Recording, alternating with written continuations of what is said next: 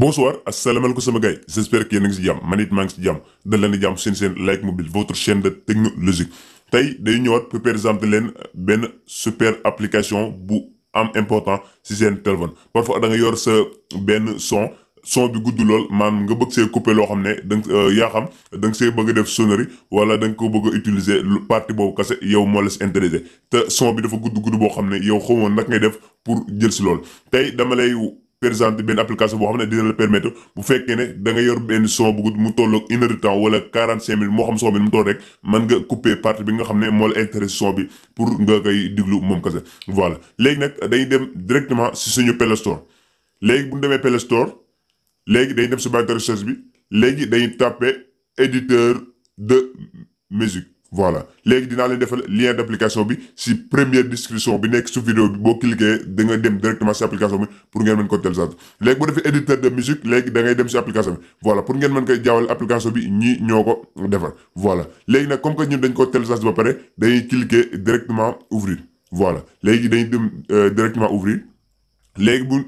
bësee ouvrir léegi ñu xaar si application daal tijjeeku voilà léegi ñu xaar application bi daal recherche daal tijjeeku voilà léegi ñu xaar application bi daal tijjeeku voilà léegi application bu tijjeekoo bul bës fi mu la bindal commencer mon essai voilà parfois da ngay gis bubula bi rek nga cliquer ko mais da ngay bës flèche bi nekk si à gauche voilà léegi bu bësee parfois da leen di flèche parfois mu indi la x voilà pour nga mën ko nga mën a def retour voilà léegi bu tijjeekoo page bi la lay indil léegi première ma ngi lay defal coupeur voilà maanaam bu fekkee ne da nga yor benn son bu gudd nga bëgg koo dagg voilà nga bëgg a dagg partie bi nga xam ne moo la si intéressé voilà da ngay utiliser fi mu la bindal coupeur voilà bu fekkee ne tamit da nga yor benn vidéo nga bëgg koo def audio voilà c'est la même chose am na option yu bari yoo xam ne buñ leen ko doon expliquer si biir vidéo bi mën na gudd mais boo télécharge application bi rek voilà di nga comprendre option yi yëpp bu nekk ak ba muy jariñ voilà léegi day utiliser dañoo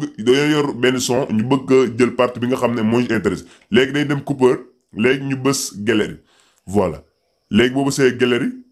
léegi parfois nag galerie am ñoo xam da leen jaaxal dañuy yaakaar ay photo wala vidéo boo fa nekk mais galerie bi da lay utiliser pour nga da lay yóbbu si sa son yi nga xam ne moom nga utiliser sa téléphone voilà léegi boo bësee galerie léegi nga tànn son bi nga xam ne moom nga bëgg a dagg voilà léegi ñun dañuy jël bi si kaw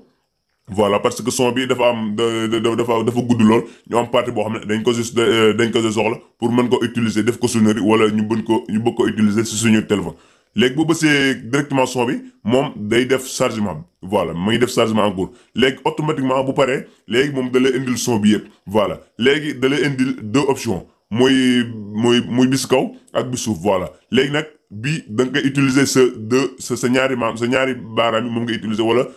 moom nga utiliser voilà léegi nag da ngay première bi da ngay déplacer voilà léegi da ngay déplacer ngay xool seconde suuf voilà léegi ma ngi 22 voilà 42 secondes voilà bu fekkee ne partie diggante bi donc moo la intéressé nga mën nga xëcc bële ñun dañoo bëgg a jël commencement bi ba partie bi nga xam ne moom lañ soxla voilà léegi nag bu fekkee ne yow da nga utiliser son ngay jël lu tolloog 20 secondes yi mooy gën parce que am na téléphone yoo xam ne du jël son bu gudd voilà léegi boo tapé son ba pare da ngay dem directement nga def d'accord voilà léegi son bi dugg na si sa téléphone comme que yow soit nga partie bi nga xam moom nga soxla da ngay dem directement léegi si sa mémoire galerie pour xool boo xam son bi nga xam ne coupé nga ko ba pare dugg na wala duggul voilà léegi ñun day dem directement suñu stockage mémoire voilà léegi dañuy dem suñu fichier audio automatiquement moom premier son bi da la koy détecter si kaw voilà bële ñaa ngi daggoon 1 ba 16 secondes voilà bu ñu ko cliquer da ngeen gis voilà ma ngi def 1 ba 16 secondes voilà ñun partie boobu lañ soxla léegi moom la dagg yooyu bu fekkee ne tamit dafa am beneen partie boo xam ne da nga ko soxla moo xam si digg bi la commencé wala si fin bi bépp partie boo soxla mën nga ko dagg jaa ngi jëf à la prochaine.